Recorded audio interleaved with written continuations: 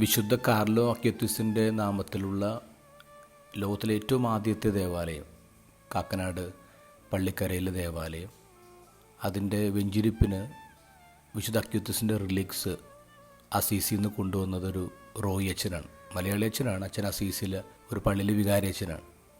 അപ്പം അച്ഛനെ കഴിഞ്ഞ ദിവസം നേരിട്ട് കണ്ടു. അപ്പോൾ അച്ഛൻ പറഞ്ഞൊരു കാര്യം, കാർലോ അക്യുത്തീസിൻ്റെ അമ്മ കുർബാനയ്ക്ക് പോകുന്ന അച്ഛനിരിക്കുന്ന പള്ളിയിലാണ്. ഇടയ്ക്ക് സംസാരിക്കും. ഒരു ദിവസം സംസാരിച്ചത്, അച്ഛൻ ഞാൻ പള്ളിയിൽ വരാൻ തുടങ്ങിയതിൻ്റെ പ്രധാനപ്പെട്ട കാരണം മകനാണ്, അക്യുത്തീസാണ്.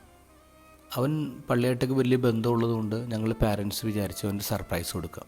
അങ്ങനെ ഒരു സമ്മർ വെക്കേഷന് ഞങ്ങൾ ഹോളി ലാൻഡിലേക്കുള്ള ടിക്കറ്റ് ബുക്ക് ചെയ്യാൻ, ഫ്ലൈറ്റ് ടിക്കറ്റ്. എന്നിട്ട് അവനത് കൊടുക്കുകയാണ്.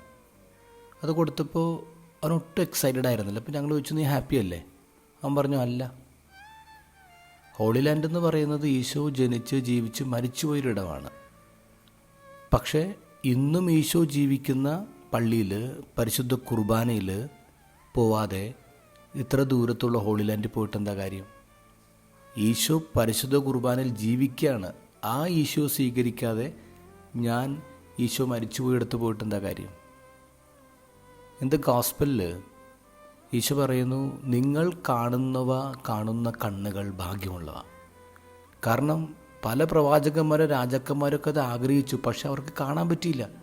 നിങ്ങൾക്കത് കാണാൻ പറ്റിയെന്നുള്ളതാണ്. ഒന്ന് ആലോചിച്ച് നോക്കിയേ, നമ്മൾ എത്ര ബ്ലെസ്ഡാണ്. നമ്മുടെ ജീവിതകാലത്ത് നമുക്ക് ഈശോയെ കാണാനും ഈശോയെ കഴിക്കാനുള്ള അനുഗ്രഹം കിട്ടിയിട്ടുള്ളത്. ഇതെല്ലാവർക്കും ഉള്ളതൊന്നുമല്ല. ഈശോ പറയുന്നത്, എൻ്റെ അപ്പൻ ആർക്ക് വെളിപ്പെടുത്താൻ ആഗ്രഹിക്കുന്നുവോ അവർക്ക് മാത്രം ഉള്ളതാണ്. ഈശോനെ ഞാൻ എൻ്റെ രക്ഷകനായിട്ട് തിരിച്ചറിഞ്ഞെങ്കിൽ, പരിശുദ്ധ കുർബാനയിൽ ഈശോയെ ഞാൻ തിരിച്ചറിയുന്നുണ്ടെങ്കിൽ, അതിനർത്ഥം സ്വർഗസ്ഥനായ പിതാവ് എനിക്ക് കനിഞ്ഞു നൽകിയ കാരുണ്യമാണത്, വെളിപാടാണത്.